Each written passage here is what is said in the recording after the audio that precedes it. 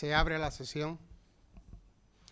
Excelentísima señora alcaldesa de nuestra ciudad, excelentísima señora presidenta de la Diputación Provincial de Cádiz, excelentísimo señor presidente de honor de esta Real Academia de San Dionisio de Ciencias, Artes y Letras, ilustrísimos señores académicos, dignísimas autoridades civiles, militares y educativas de nuestra ciudad, vicepresidenta primera del Parlamento andaluz, teniente de alcaldesa, concejal delegado del área de presidencia y coordinación de gobierno, concejala delegada de Vivienda y Urbanismo, ilustrísimo señor fiscal del área de Fiscalía de Jerez, representante de las entidades benéficas y benefactoras de esta Real Academia, Fundación Cajasol, Fundación La Caixa, Bodegas Williams & Humbert, amigos de la Academia, señoras y señores, queridos amigos. Hoy es un día de alegría en esta Real Academia, ya que siempre que ingresa un nuevo académico, en esta ocasión en calidad de correspondiente, es un motivo de júbilo y satisfacción. Para efectuar la preceptiva presentación y laudatio de la nueva académica, cedo a continuación la palabra al ilustrísimo señor don Bernardo Palomo Pachón, académico de número y vicepresidente de Artes de esta Real Academia. Tiene la palabra. Con la venia, señor presidente. Concedida.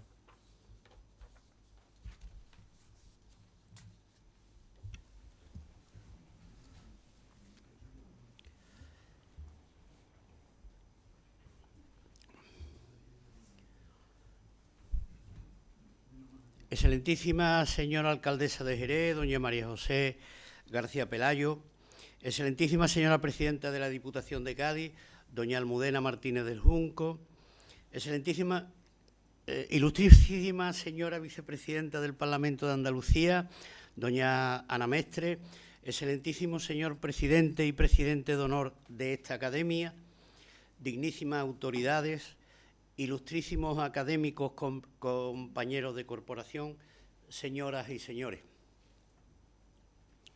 La Real Academia de San Dionisio de Ciencias, Artes y Letras recibe a un nuevo miembro.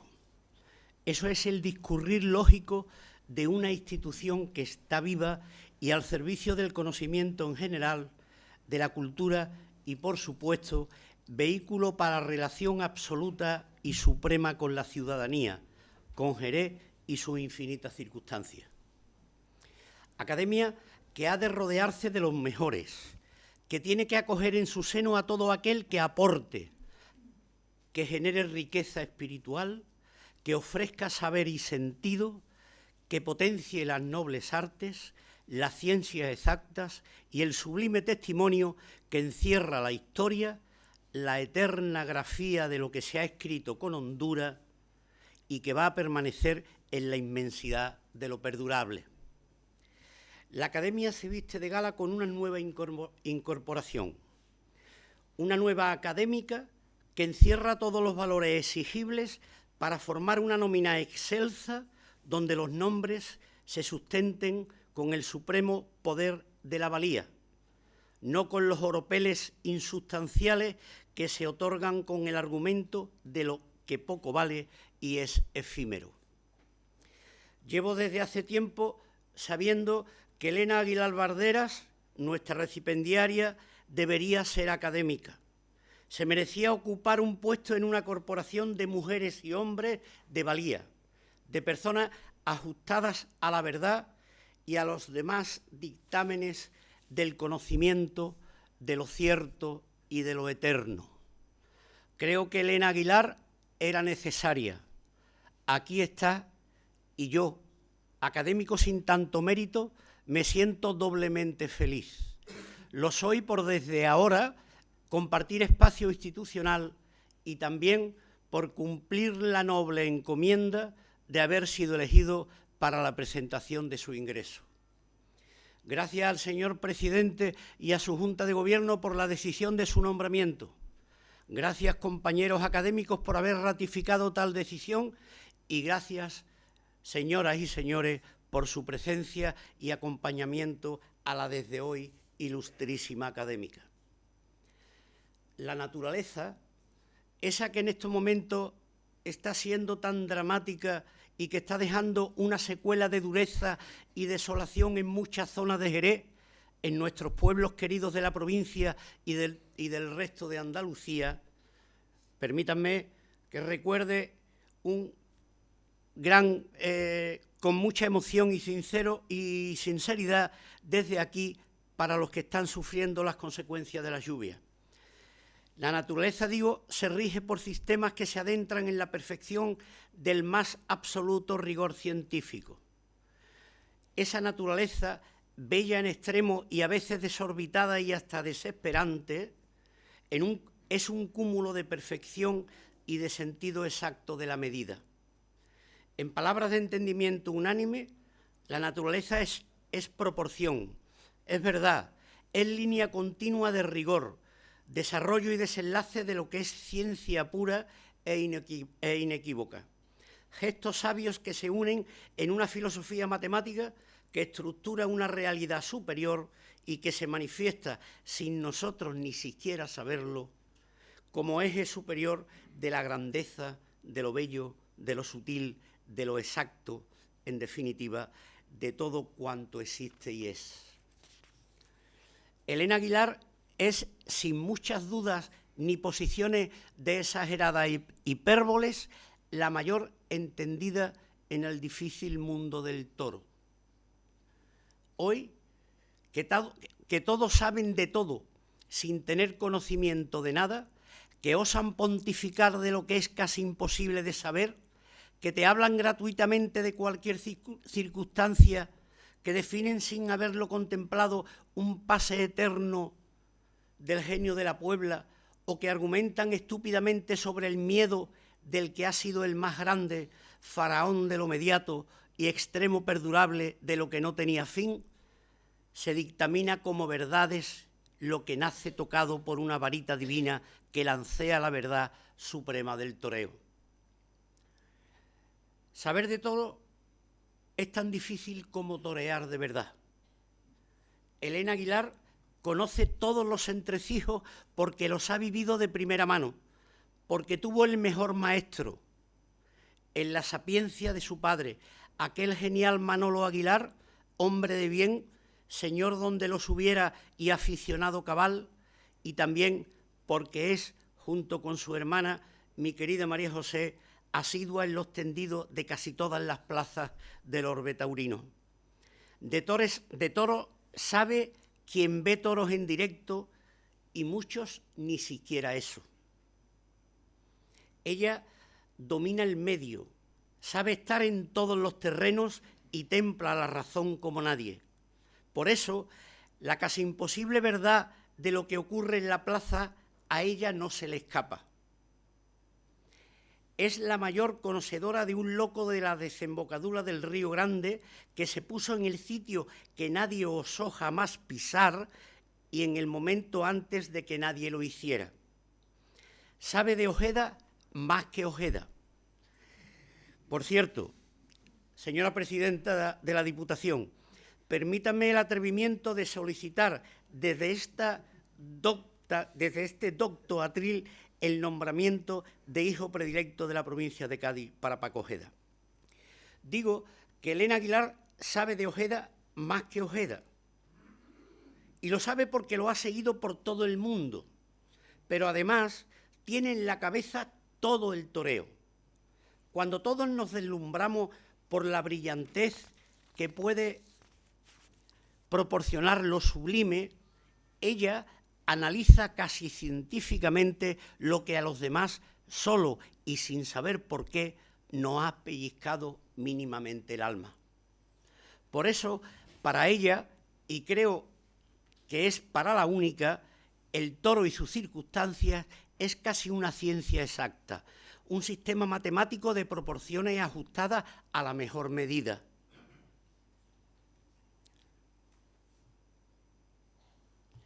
Y por ahí va a transcurrir su ingreso como académica, por una matemática exacta, con sus divinas proporciones, en un universo donde la fuerza y la templanza, la emoción y el sentimiento, lo posible y lo imposible, la belleza de lo que es, de lo que no fue y de lo que pudo ser, el miedo, la fantasía, la estética, lo perecedero y lo eterno, la sangre y la gloria, todo ello, fuerza que supera a la ciencia, se unen en el sentido exacto con una matemática, con una geometría, de una racionalidad que da sentido a la emoción desmedida por lo que ocurre en el ruedo, por el genio de un animal extremo en su fiereza y en su belleza, así como por la relación entre el hombre y la bella bestia. Elena Aguilar nos va a descubrir y a describir cómo es el toreo y sus fórmulas expresivas y estéticas, y cómo ellas se van a regir por un sistema racional, que es pura matemática. La divina proporción, aquella que Luca Pacioli, el fraile franciscano del Quattrocento italiano, magnificó con sus teorías para dejar clara la verdad única de lo matemático. Teorías que sirvieron al genial Leonardo para que completara unos estudios donde la proporción y el sentido marcaran las pautas y se pusieran de manifiesto en una sucesión numérica, en un equilibrio racional que tendría especial trascendencia en casi todos los estamentos y órdenes existentes. Por tanto, la realidad existencial, todo el toreo y todo el toro parten de una secuencia que mide y registra el supremo equilibrio de las formas. Matemática que es pureza y esencia, como la tauromaquia actuante.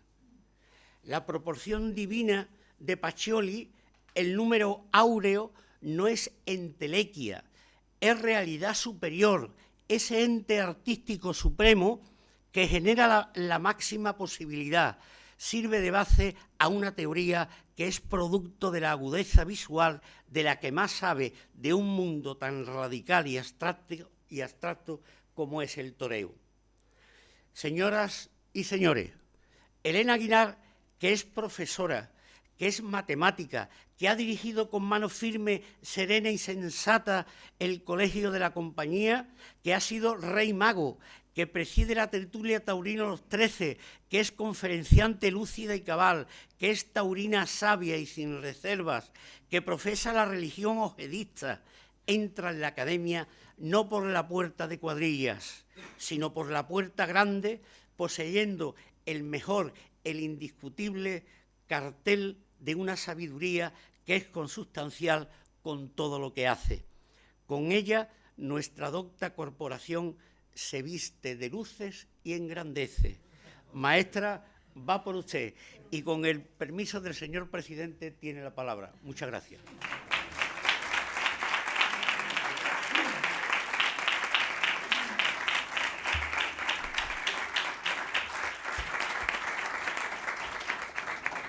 Muchas gracias, ilustrísimo señor, por tan brillante, detallada, detallista e incluso entusiasta presentación de la recipiendaria.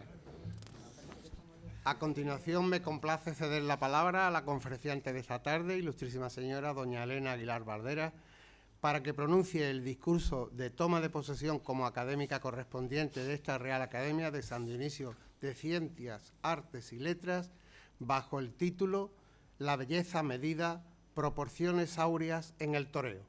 Tiene la palabra. Con la venia, señor presidente. Concedida. Sí, vamos, tenemos que bajar, sí.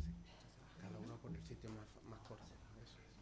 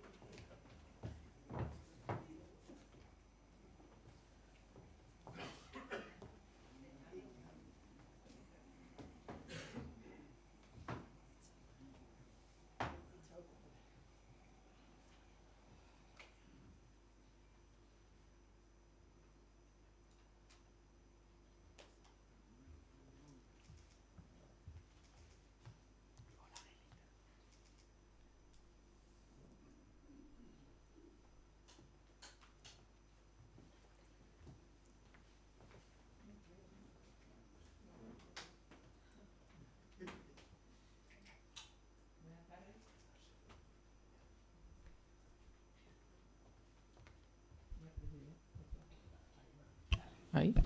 Ahora. Señor presidente, excelentísima señora alcaldesa, presidenta de la Diputación, vicepresidenta primera del Parlamento, teniente alcalde, delegada de urbanismo, ilustrísimos académicos, aficionados a los toros, señoras y señores. Muchas gracias, Bernardo, por la presentación, pero es que después de la presentación, ahora yo ya no sé si dar la charla o terminar directamente. Esperemos estar a la altura de todo lo que Bernardo ha dicho. Comparezco aquí con el respeto que me inspira este acto. Ingresar en esta Academia de Arte, de Ciencias y Letras no es solo un honor personal, es también una invitación a la reflexión, a la búsqueda de la belleza y de la verdad, que sustentan toda creación humana. He querido dedicar estas palabras a un tema tan antiguo como actual, tan polémico como profundamente arraigado en nuestra cultura, la tauromaquia. Desde las cuevas prehistóricas hasta las telas de Goya o los trazos de Picasso, el toro ha sido figura esencial del arte ibérico y universal. Su presencia no es solo zoológica o costumbrista, es arquetipo, es mito, es proporción. En el ruedo, el hombre se enfrenta al misterio con una mezcla de arte, técnica y destino. Y es precisamente en ese círculo, en esa geometría sagrada, donde aparece un concepto que pertenece tanto al arte como a la ciencia, el número áureo. Esa proporción divina, que desde la Grecia clásica define la armonía de las formas y el equilibrio de las partes. Las artes, las ciencias y las letras, los tres pilares que sostienen esta academia, son en esencia una misma búsqueda, la de la proporción, la de la medida justa. Así como el número áureo encierra el misterio de la belleza natural, esta institución encarna el esfuerzo humano por equilibrar conocimiento, emoción y palabra. Por eso, al recibir hoy este honor, lo hago con gratitud. Que nuestra tarea sea seguir buscando la armonía, esa proporción invisible que da sentido al arte, a la ciencia y a la vida. Del mismo modo que el que torea busca ese instante de la faena el momento perfecto. El objetivo de esta conferencia es analizar el toreo desde una perspectiva matemática, mediante unos modelos geométricos de situaciones representativas de la lidia, y propone una herramienta analítica complementaria que contribuye a la comprensión de la percepción de equilibrio, ritmo y armonía en el arte del toreo. El esquema de la charla es este. Primero haré un pequeño fundamento matemático de lo que es las proporciones áureas, después hablaremos del toro y por último del toreo. ¿Con qué finalidad? La finalidad única es mostrar lo que no se ve para demostrar su importancia. Para comprender esta proporción áurea tenemos que remontarnos a la Grecia clásica. Los griegos ya la conocían, la usaban y la llamaban extrema y media razón, y demostraron que la matemática era capaz de generar belleza. Desde la antigüedad, matemáticos, artistas, filósofos, astrónomos basaron sus trabajos en esta proporción. Sin embargo, como ha dicho Bernardo, las connotaciones divinas no llegaron hasta la Edad Moderna, cuando Luca Pacioli, un fraile franciscano italiano, matemático, humanista y profesor en varias universidades, que además sentó las bases de la contabilidad moderna, fue quien le dio el nombre de Divina Proporción. Él escribió un tratado con Leonardo da Vinci y trataron la proporción desde una perspectiva muy amplia. Según él, esta es la estructura del universo. De ahí la necesidad de encontrar relaciones que liguen cosas entre sí. Su fe se une a sus estudios matemáticos. Viene una relación entre las matemáticas y la visión espiritual del universo, conexión entre ciencia, arte y espiritualidad. La belleza no es algo simplemente subjetivo, es necesario un orden, y su orden nos habla de Dios. La divina proporción es un concepto geométrico. Tiene la siguiente definición y expresión matemática. Existe una armonía entre dos magnitudes, particularmente entre dos dimensiones, cuando ambas están entre sí en la misma proporción que la mayor de ellas es la suma de las dos. Esta proporción ya aparece en el libro sexto de los eventos de Euclides, en el Timeo de Platón. Kepler la llamó sectio divina. Y la explicación matemática es esta. Al dividir un segmento, que es este, en dos partes desiguales, si yo divido el mayor por el menor, es lo mismo que si divido todo el segmento por la parte mayor. Hacemos una ecuación, le damos a b el valor de 1, hallamos x, y x, este número, el que hemos llegado a través de una ecuación, que le he querido poner ahí para que vean que sale de algo matemático, pues es el número de oro de la divina proporción. Es el número fundamental para todas las charlas. Pacioli le atribuyó el carácter divino por su correspondencia con Dios y con la Trinidad, tres segmentos de una misma recta relacionados entre ellos, complementarios, y por lo inconmensurable de ese número, porque es un número irracional, y tiene infinitas cifras decimales. Y sobre todo su capacidad para crear orden y armonía, asemejándose a la creación universal. El interés del número áureo es su conexión con la serie Fibonacci, serie que se constituía a través de una propiedad aditiva de sus términos, formando una progresión geométrica rigurosa. Pero vamos a pasar a la demostración gráfica. Esto es lo que a nosotros nos va a interesar para el toreo, la demostración gráfica de la propiedad del número áureo. Viene dada a través de la construcción de un rectángulo áureo. Es un rectángulo cuyos lados guardan esta proporción y se presta particularmente a una separación ilimitada de rectángulos semejantes. Es decir, que si yo tengo el lado este y lo multiplico por el 1,61 con todas sus cifras decimales, obtengo este. Si construyo aquí un cuadrado, voy a obtener un rectángulo de proporciones iguales, también áureas. Si construyo un cuadrado, otro rectángulo. Si construyo un cuadrado, otro rectángulo. Y así sucesivamente, mientras que pudiera seguir escribiendo. A través de este rectángulo, Durero construyó su espiral. Una espiral es una curva engendrada por el movimiento de un punto que se aproxima o se aleja de él. Las espirales surgen a veces por la necesidad de interpretar conceptos abstractos. Y ya por último, el pentágono áureo es un pentágono regular, donde la razón entre la longitud de la diagonal y el lado es el número áureo. Dentro de este pentágono se puede trazar esta estrella pentagonal que ven ustedes aquí. Bueno, pues esta estrella de 5 puntas fue un descubrimiento para los pitagóricos. Ellos lo usaron como clave de su escuela, fundamental para las ideas de la armonía. Y además, esta estrella es la base de muchos juegos populares. Fue uno de los primeros tableros antiguos que se hicieron. El número áureo se encuentra en muchos elementos de la naturaleza. La belleza se podía asociar a un número. Aparece en la espiral logarítmica, en la forma de nebulosa, el perfil de algunas conchas, en la configuración periódica del tallo de vegetales y en el cuerpo humano, todos no, pero en el cuerpo humano también puede aparecer. El número de oro ha sido clave en la obra maestra de escultura y pintura, Mona Lisa, obras de Dalí. Algunos artistas lo han extendido a la música, como sonatas de Mozart o la Quinta Sinfonía de Beethoven, que también tendrían, aunque fuera de forma no consciente, cierta proporción áurea en su estructura, también en la poesía. Está presente en las pirámides de Egipto, en el Partenón, en la fachada de la Universidad de Salamanca, Notre Dame de París, la ONU, Barcelona y la Sagrada Familia. Y en nuestra Semana Santa, y es que aquí es donde tengo yo el problema, que en la imagen no han salido todas las rayitas que tenía que llevar el paso del desamparo, que era una auténtica maravilla, pero se lo ha comido el cambio del pendrive al ordenador, pero otro día lo cuento. Y por supuesto en el toreo. Y en el toreo de una forma mucho más compleja.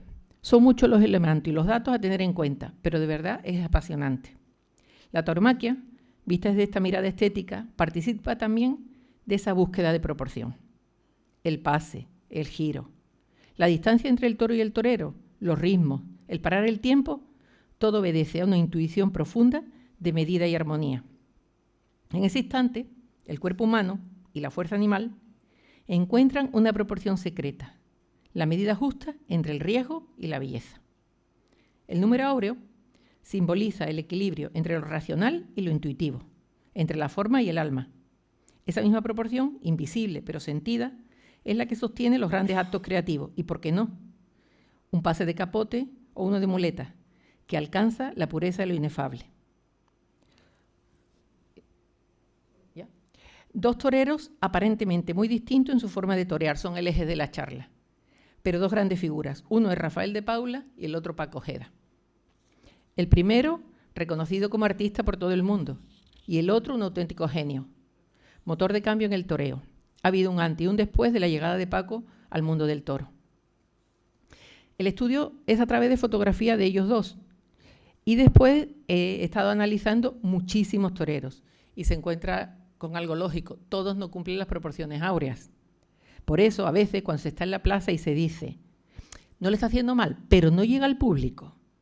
Analizando la foto, se ve que no cumplen con estas proporciones, que algo les faltaba. He querido poner a estos dos toreros porque aparentemente son dos toreros muy distintos y es curioso ver que debajo de su toreo tienen la misma estructura matemática. Empezamos con el toro. El toro, muchos han sido los estudios acerca del trapío, Corrochano, Ortega, Areva, Sánchez Belda, Es un término muy definido en los tratados de tauromaquia, pero a la vez es muy inexacto. El diccionario de términos taurinos dice que trapío es un conjunto de caracteres de apreciación visual de un toro que hacen juzgar de su aspecto, la estampa y probables condiciones de lidia. Si bien, antonomásicamente, por trapío se entiende buena planta y gallardía del toro de lidia. El trapío es un factor externo que variará según cada encaste y ganadería. Un toro con presencia no es solo cantidad de kilos o longitud de pitones. Un toro de buenas hechuras es aquel en cuya anatomía hay equilibrio y sobre todo proporción. El trapío del toro, lógicamente, está relacionado con el rectángulo áureo. Hemos visto que la demostración gráfica del número de oro viene a través del rectángulo, pues el toro visto de perfil se inscribe en un rectángulo, donde la altura sean las agujas y el lado su longitud total, de cabeza a penca del rabo. Cuanto más se acerquen estas dos dimensiones a la línea recta, mejor inscrito va a quedar y más se ajustará la teoría. El toro al que el taurino denomina bien hecho, el que gusta al ganadero y al torero, encaja perfectamente. Se puede decir que posee la divina proporción. Es el toro de forma armónicas, sin ninguna dimensión sobre las demás. Proporción entre longitud y altura, proporción en su cabeza y esta a su vez con todo el cuerpo. Y no deja de ser hasta cierto punto lógico que un animal que crea tantos momentos de belleza en su constitución posea lo que en muchos momentos de la historia y para muchos artistas ha sido un canon. El rectángulo áureo ya vimos que se dividía en un cuadrado y otro rectángulo. Estas nuevas divisiones han de ajustarse a la anatomía del animal. Cuando el animal humilla al embestir, dibuja con el lomo la espiral de durero. El cuadrado, al bajar el toro la cabeza, queda arriba y el rectángulo abajo. El toro, como lo vamos a continuar viendo en todas las imágenes con el torero, pues no voy a hacer más hincapié en él. Existen notables diferencias técnicas si el toreo se ejecuta con capote o con muleta, con la mano derecha o si son naturales, si se lidia por bajo y sobre todo si se torea bien o mal, que entonces, insisto, no encajan estos rectángulos. Sin duda va a influir las proporciones físicas del diestro. Cuando más se acerca a esta relación privilegiada, más fácil le será. No obstante, aunque su figura no lo poseen, logran compensarlo al dominar su cuerpo, lo que posibilita su transfiguración, creándose un acople perfecto entre las partes y convirtiéndose la lidia en una auténtica obra de arte. Analicemos el toreo. En la unión de toro y torero podemos ver todas las relaciones proporcionales. Para Corrochano, el toreo tiene su explicación en el movimiento geométrico de dos líneas, una vertical, que es el torero, y otra horizontal, que es el toro. En tanto la línea vertical gira sobre sí misma sin variar de punto de apoyo en el suelo, la horizontal tiene que trasladarse, hacer un recorrido para ir y otro para volver. En aprovechar todo este tiempo empleado por el toro en embestir y revolverse, en ir y venir, que por rápido que parezca es lento si se compara con el giro del torero, está basada la defensa del torero y la posibilidad del toreo. En esta sencilla lección de geometría, concluye Corrochano, nace toda la difícil teoría del arte de los toros. Corrochano tiene toda la razón, pero considero que la lección de geometría no es tan sencilla. Hay algo más. No se limita a dos líneas. Hace falta una serie de relaciones proporcionales bastante más complejas, aunque basemos también nuestra teoría en la línea vertical. Entre toro y torero hay momentos que se produce un acoplamiento perfecto. Se crean entre ellos unas relaciones proporcionales que coinciden con el número áureo. Solo en esos instantes, cuanto más despacio se toree, más largos serán esos instantes, la faena adquiere extensión, profundidad y estética, y encaja de manera especial en estas proporciones a las que aludimos. Tenemos que tener en cuenta que al pasar el toro se van a originar muchos rectángulos, y según la plaza, donde se esté situado en la plaza, el rectángulo mayor tendrá una disposición o tamaño diferente, pero siempre la misma proporción, que iremos viendo a lo largo de la charla. Desde cualquier punto de vista hay una constante íntimamente relacionada que nos mantiene el equilibrio y nos permite dividir este en otros menores. Analizando la primera foto, vemos que esta línea vertical va a ser la constante en todas las charlas. El torero tiene que apoyarse en un punto. Fijo en la arena, pierna adelantada, y provoca este rectángulo áureo. A partir de este segmento se traza este rectángulo que su primera división coincide, según el pase que esté dando, con la cintura o con la cadera, según donde esté él haciendo el giro que tiene que hacer, donde se esté apoyando para trazar el muletazo o el lance de capa. Una vez que él trazó la espiral recoge perfectamente la embestida del toro. Pero no queda ahí. porque el torero, cuando está toreando bien, al llevar la altura de la muleta, marca otra espiral, otro rectángulo, desde su muñeca, de su mano, hasta el suelo, que se vuelve a dividir y recoge la embestida del toro. Y el toro, por su parte, como hemos visto antes, pues está aquí embistiendo y lleva su espiral. Si nosotros unimos estas tres imágenes, las tres espirales quedarían así. ¿Y cómo quedarían? Pues gracias a esa sucesión de rectángulos hay unos cuadrados. Esos cuadrados guardan la misma relación proporcional y hemos conseguido hacer esa espiral. Para eso tienen que estar relacionados, según la divina proporción, la cintura del torero, la altura de la muleta, la proximidad del toro, y que en el momento en que pase al toro lejos ya no sale.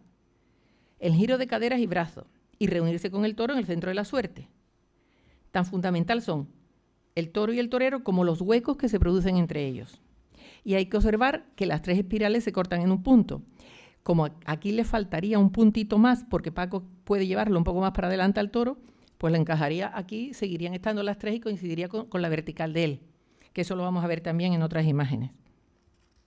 Lo importante, aunque lo bonito sean las espirales, lo importante del trabajo son los rectángulos que se van formando, porque las espirales es lo que le va a dar la belleza y la rotundidad, pero el rectángulo es el que nos va a decir dónde está la verdad. Con la mano derecha, el torero, como en la imagen anterior, la muleta está ampliada por llevar el estoque. El estaquillador ha de estar paralelo al suelo o bajarlo como prolongación de la mano. Algunos toreros la presentan en forma de romboide con la punta hacia arriba. En ese caso se sale de la composición. Con la izquierda ocurre, pero suele ser con menor incidencia. La muleta siempre tiene que estar por debajo de esta línea horizontal que marca aquí el torero. Y está aquí. Bueno, volvemos a marcar dónde está la vertical del torero. Y una cosa muy importante es que esa vertical no debe moverla durante todo el lance, porque si la mueve, los rectángulos también se moverían. Y entonces no habría ese ole rotundo que se oye en el tendido, sino que se vería desde un sitio, pero desde el otro ya no, porque iría cambiando. Y eso se nota mucho cuando los toreros cambian el peso del cuerpo de un lado para otro. Con la mano izquierda lo miramos desde otro ángulo, para que veamos que desde todos los ángulos de la plaza podemos verlo, ¿no? El torero toma el punto de apoyo que está aquí colocado en el suelo, provoca un rectángulo áureo, de nuevo la espiral, y en este caso podemos ver cómo tiene que pasarse al toro cerca, porque si no se pasa al toro cerca, el toro se sale de esta espiral, si se lo pasa más lejos. Entonces ya no tendría el atractivo que tiene el muletazo como el que tiene ahora mismo. Si retrasa la pierna, tampoco se formaría la composición. Y aquí vemos otro natural, la muleta en la izquierda, la muleta en la izquierda y el estoque en la derecha. El torero ha ido hacia el toro dándole el pecho. Adelanta la muleta para embarcarlo y cuando está prendido en ella hay que llevarlo muy toreado. La pierna izquierda adelantada, que es esta, que es donde está el centro de todo.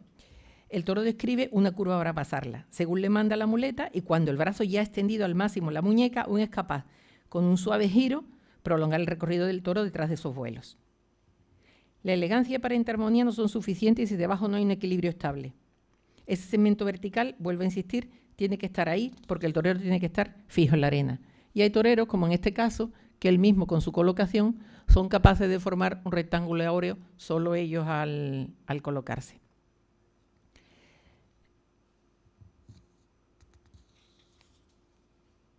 Volvemos a una nueva versión del natural. Es muy importante, como decía antes, la distancia que se pasa el toro. Volvemos a ver que queda aquí dentro de la curva. Aquí está marcando el peso y cómo él ha conseguido volver a trazar aquí un rectángulo áureo donde esta es una diagonal perfecta. Vuelve a encajar todas las piezas y aquí sí quería hacer una observación. El equilibrio es una acertada disposición de una obra de arte.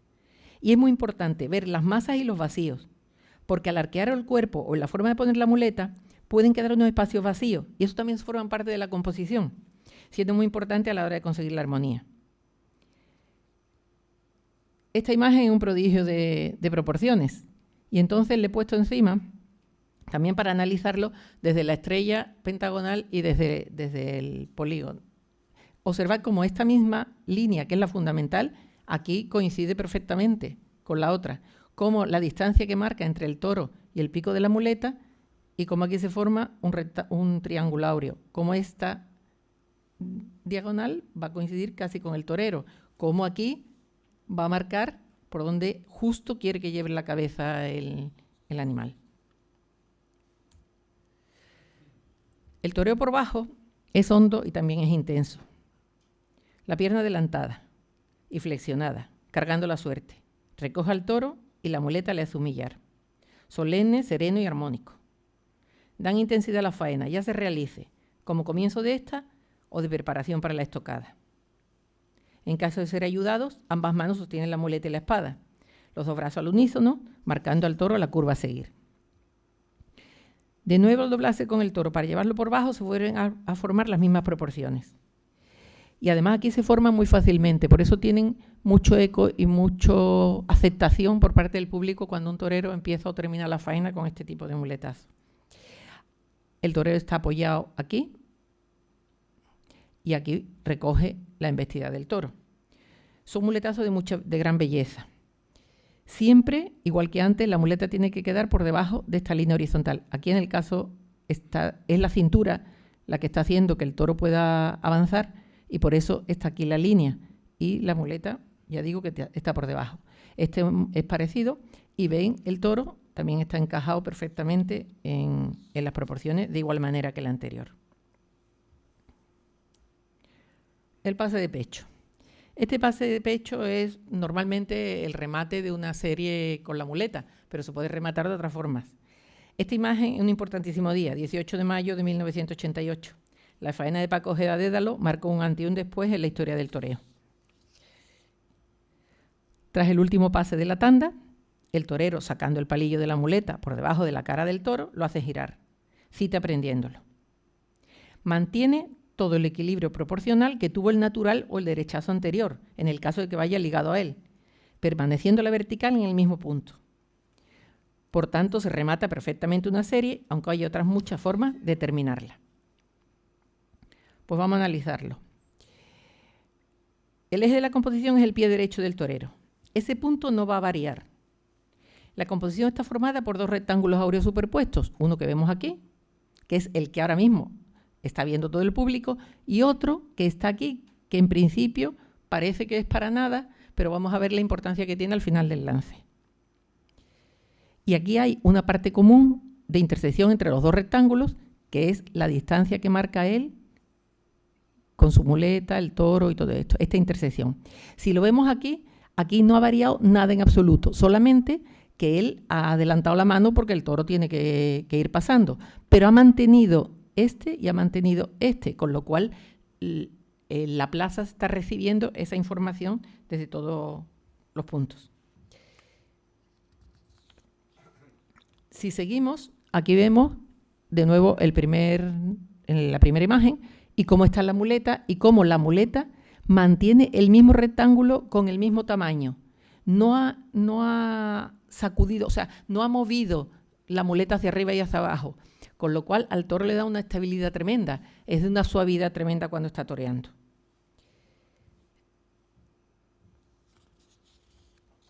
El toro encaja perfectamente y vamos a ver cómo esta curva, que es donde él está encajando al toro, ahora en la fase final nos va a interesar.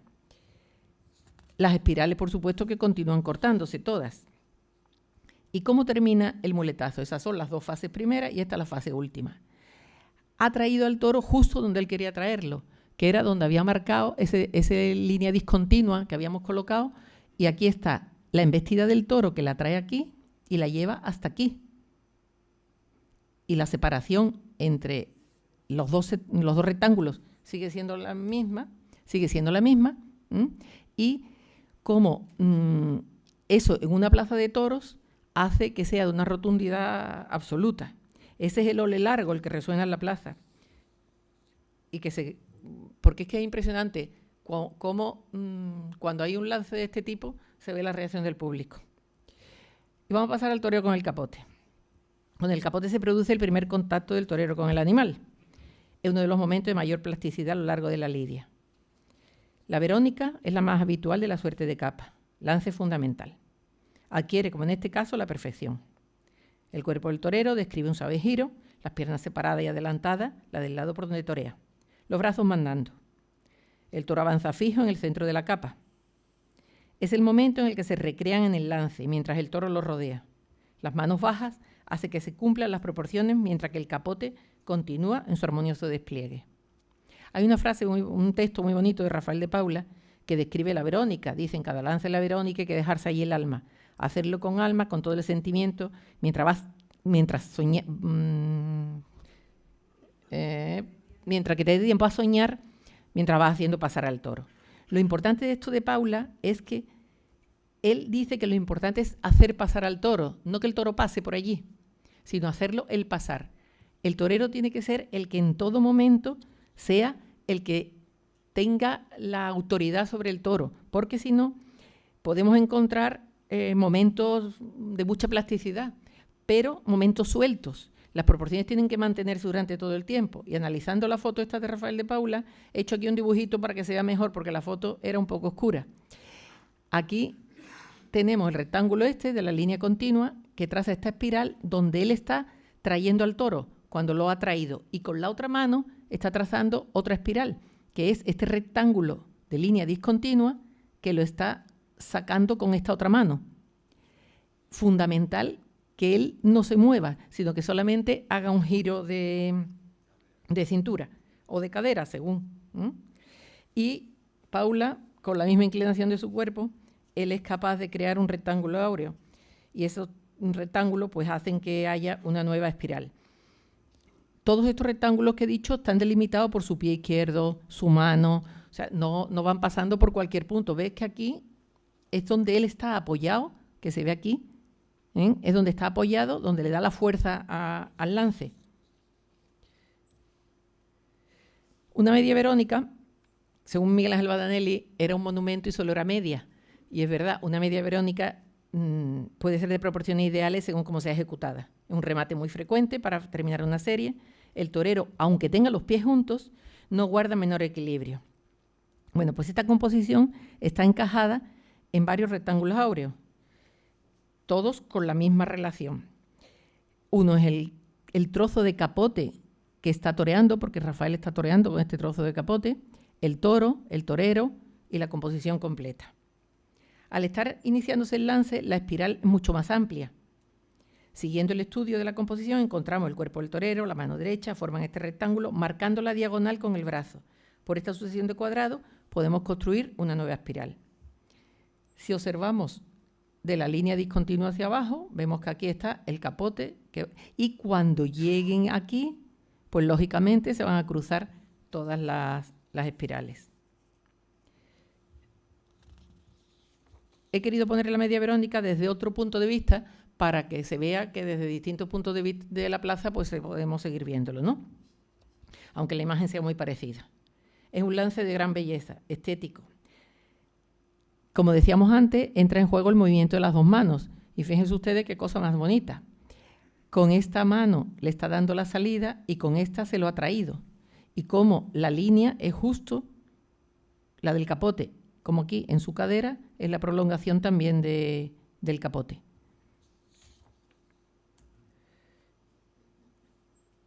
Aquí es muy importante ver que ya está cruzándose con el toro. Ya está la media verónica mucho más avanzada. Volvemos a ver que la muñeca del torero a la altura del rectángulo, cuya anchura recoge desde el pie hasta el toro, y hay que observar que también coincide con la vertical del estudio general. La espiral pasa por el lugar de movimiento de la pierna derecha, mano izquierda y el giro del torero. La abertura del compás es la que nos va a determinar a nosotros cuál es el rectángulo áureo.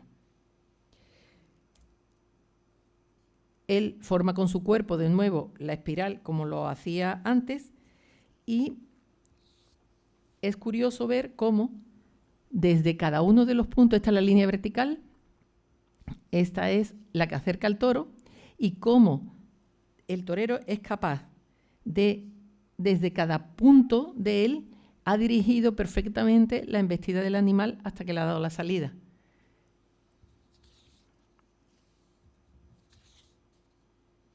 Si lo estudiamos bajo el pentágono y el pentagrama, encontramos cómo vuelve a encajar con facilidad y con la plasticidad y belleza que es innegable.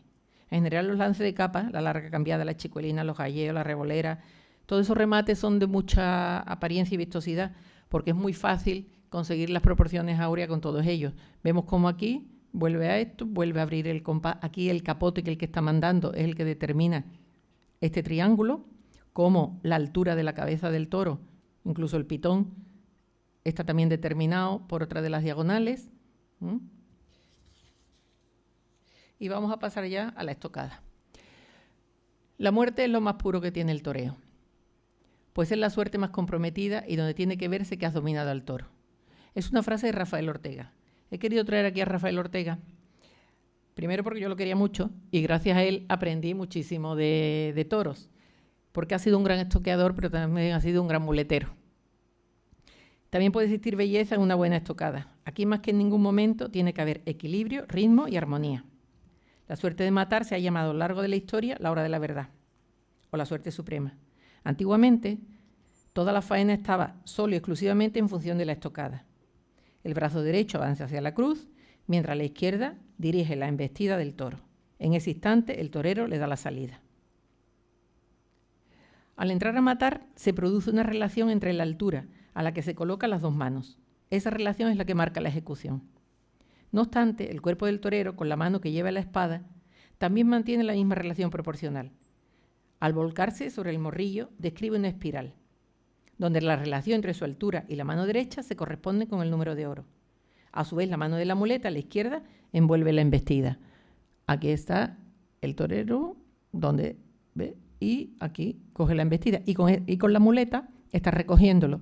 Y aquí está la del toro. Bueno, pues también es muy curioso que cuando hay una estocada buena, las tres espirales se cortan aquí, justo en el punto donde está la espada. Aunque parezca que es un milagro, pero es un milagro. Y que lo he comprobado con más estocadas, ¿no?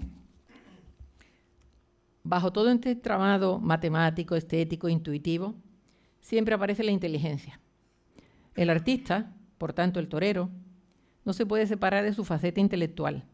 El arte y la libre expresión de la personalidad está repleta de aspectos que el torero, con mayor o menor intensidad, muestran en su obra. Obra que realiza con su muleta y en complicidad con el toro, mandando el diestro en todo momento. Parece un prodigio que lo que se realice en un momento de inspiración cumple reglas matemático-estéticas. Si a esto añadimos la luz y el color, la obra de arte se presenta ante nosotros de una forma excepcional y única. Geometría, luz, color y un aspecto más para que la sensación de perfección alcance al espectador. El ritmo.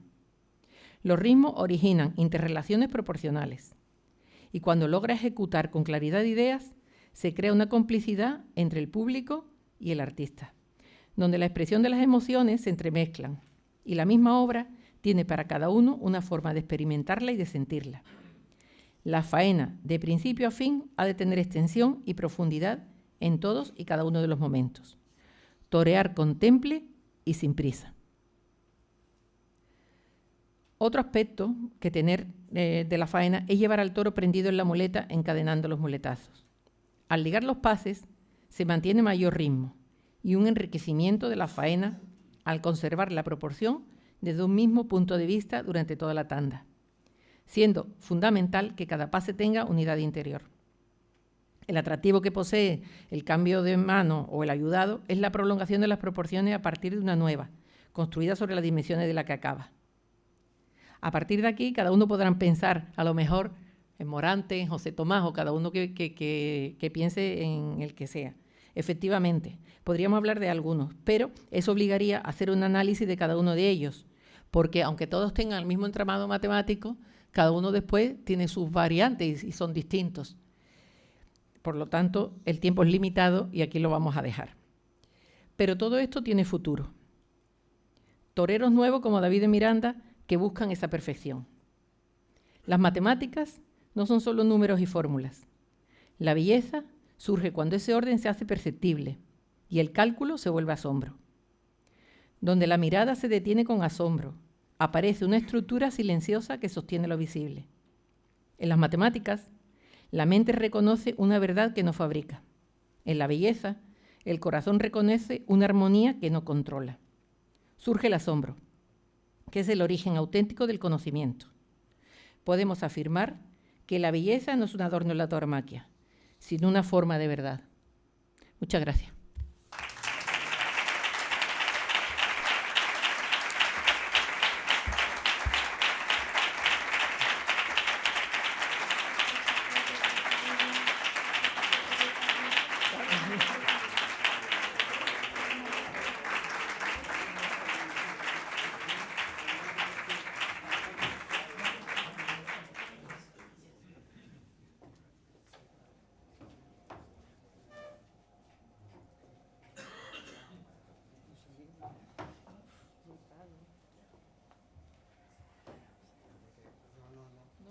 Yo me quedo aquí. Vale. Ah, me quedo aquí.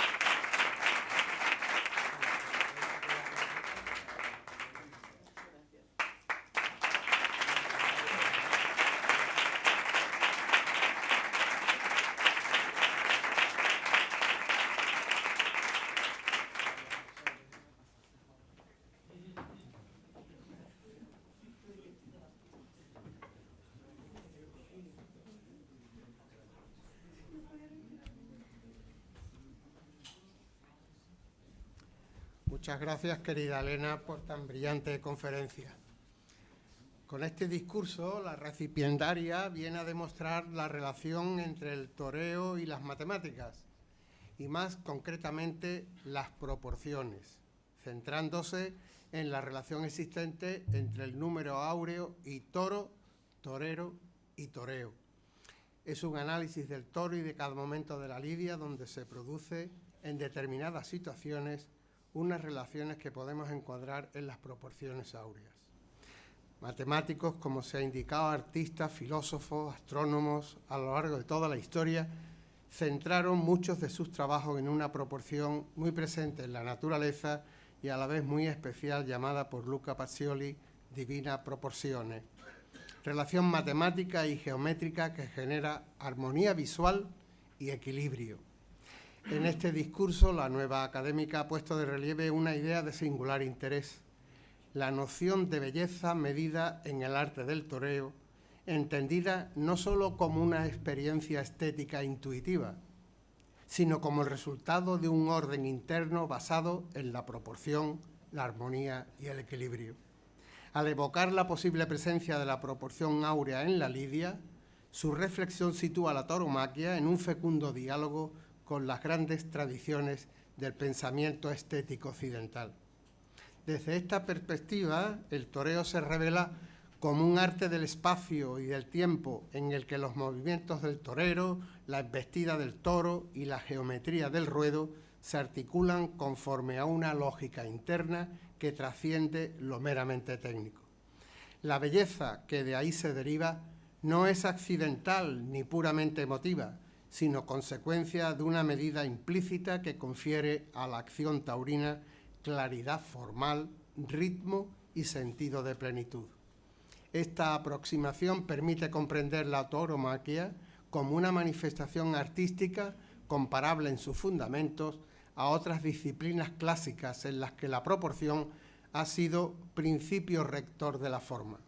Así, la referencia a las proporciones áureas opera menos como una fórmula matemática estricta que como una clave interpretativa capaz de explicar por qué en determinados momentos de la lidia la acción alcanza una apariencia de naturalidad y perfección que el espectador reconoce inmediatamente como belleza.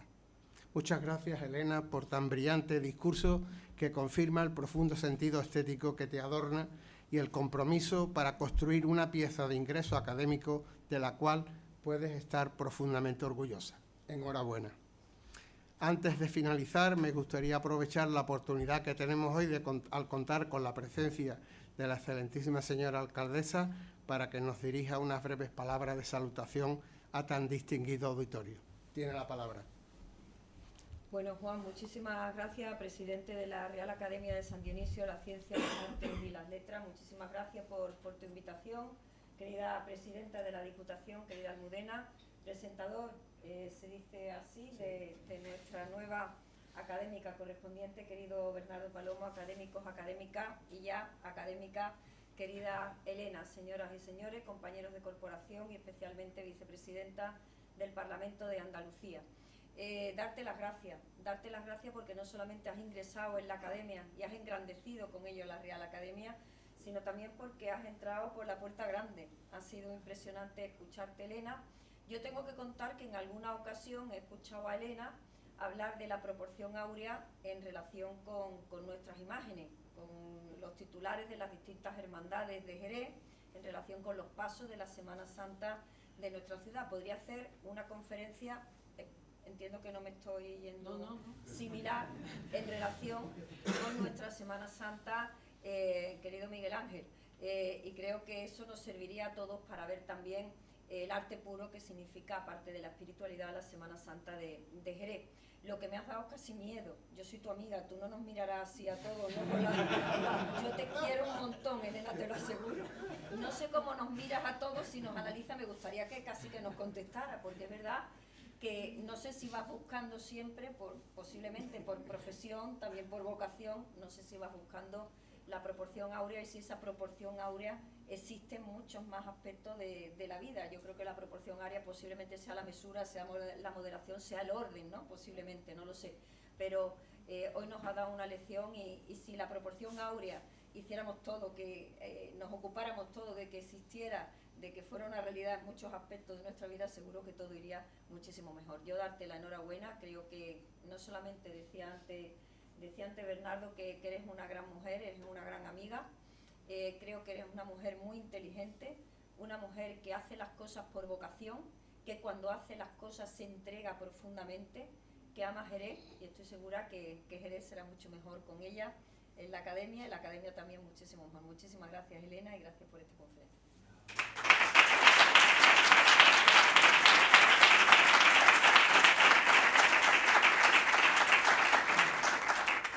Yo no voy a desaprovechar la ocasión de pedirle a la presidenta de la Diputación que dirija también unas pequeñas palabras, también como jerezana. Así que, abusando de ti. Gracias, presidente. Sí, ¿no? Sí, ahora. Bueno, para mí, Elena, antes que nada, felicitarte, darte la enhorabuena. Nos tienes acostumbrados a esa belleza, a esa proporción y a ese equilibrio que tienes siempre los que te conocemos y que yo siempre te he tenido por una mujer del Renacimiento.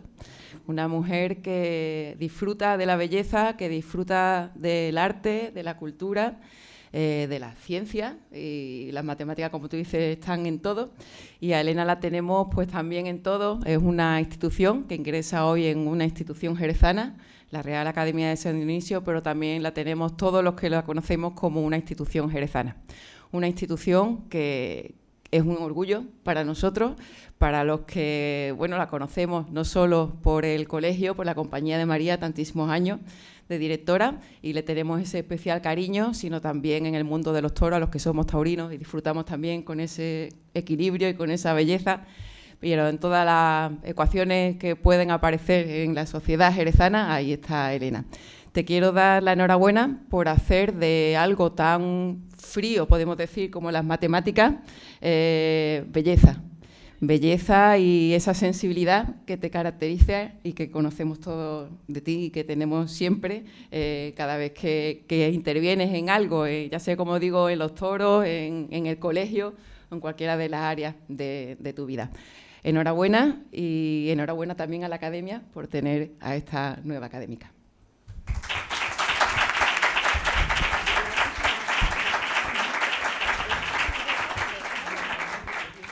Para finalizar, quiero agradecer la presencia de todas las autoridades que nos acompañan, a los ilustrísimos señores académicos, a los benefactores y amigos de la Academia y a todos los que hoy nos honran con su presencia, emplazándoles para el próximo jueves, día 19 del presente mes de febrero, para asistir a la conmemoración de los 100 años del nacimiento del poeta, letrista y fotógrafo jerezano Antonio Gallardo Molina, académico de esta academia, y en la que intervendrá nuestro presidente de honor, excelentísimo señor don Francisco Fernández García Figueras, y los ilustrísimos señores académicos don José Marín Carmona y don José Luis Zarzana Palma.